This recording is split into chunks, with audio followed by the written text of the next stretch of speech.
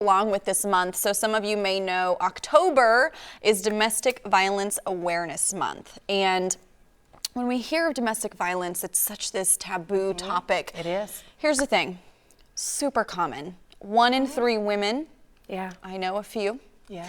1 in 5 men is what we're looking at right now. Yeah. And I want to go ahead and say these probably go grossly underreported. Definitely. So I kind of wanted to talk a little bit about this. This is something that both you and I it's very near and dear to our hearts. It's something we've lived with and experienced. Domestic abuse is not just about the physical violence, because that's what a lot of people think. It's also about controlling someone's mind and emotions as much as hurting their body. So I want you to think about that, emotions. There's psychological, emotional abuse, verbal abuse. Being abused can leave you very scared and confused. It can be hard for you to see what your partner's actions are for what they really are. And usually it doesn't start with physical abuse, right? Usually we kind of call it a creeping normality, where it creeps up very slowly. It might be a put down here and there, an excuse to isolate you. Abuse is a very isolating issue. And then it usually ramps up from there once you have been cut off from other people and now you're trapped. So it's a tough topic, but I think it is extremely important for us to talk about. I think the reason why it still happens is because we don't talk about it. We don't, because a lot of times we're embarrassed. Right? We don't think that people will believe us. Because it's very alarming, and it's surprising sometimes the victims you wouldn't guess would be a victim. So, if there's a woman who maybe is someone who's very powerful in the community and she's being abused or what have you, any type of abuse, she's ashamed, right? You just don't think about it. She doesn't think anyone's going to believe her, or just the fact that I'm powerful here, but over here, this area, I'm not. In this area, your home, that's the part that's a lot more secretive. That's what a lot of people don't see. And again, can be men and it can be women. It can. I think a lot of men kind of feel very ashamed to report this as well, because they feel weak or whatever. So for your mental health minute this week, I want you all to be thinking about this. Think about other forms of abuse besides just the obvious physical violence, emotional, psychological, verbal abuse, all of it.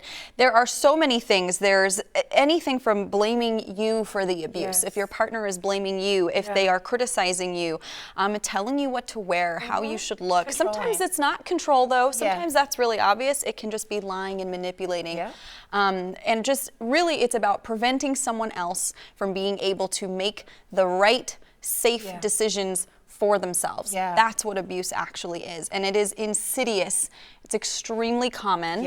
And it is something that needs to be talked about. So for your mental health minute, I would really like everybody out there to really take stock in what's going on at home. And if you are feeling fearful at any point in time, start writing these things down. Start writing them down in notes in your phone, a journal, whatever you are noticing, write it down. If there's name calling, if there's fear, if there's yelling, write it down. And when you start to feel safe enough, or you notice a pattern, start talking to someone about it. You have to have a village, someone you can go to. I think what's so important is not to be ashamed. And not to feel that it's your fault. Because it's not. No one should be mistreated, talked to wrong, hit, any of that. And so nobody deserves that. Nobody deserves and don't believe whatever that abuser is telling you or saying to you, because I know in my situation I was told so many evil things, that I wouldn't amount to anything, and that I was dumb and no one liked me, and I can never make the right decisions and all of that.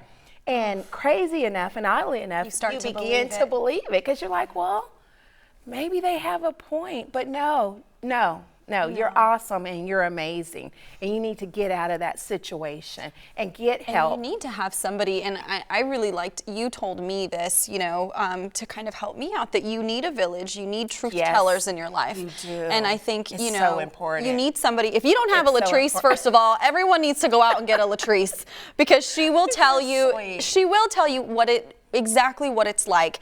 And as somebody who has survived and as somebody who has been through it, it was so important for me to hear from someone else. Here's the thing with this. We want to believe that people can get better, and they can. Some people can. However, with abuse, typically it starts really small and it will ramp up and it will get worse. These things don't typically stay the same. So for your mental health minute, write these things down. Take notice of when you feel unsafe, when you feel fearful, if you're being name called.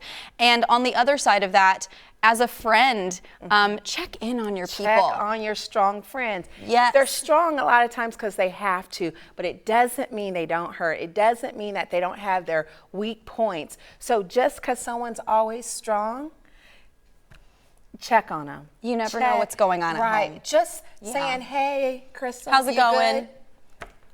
Just checking on you. You can always talk to me. I'm always here.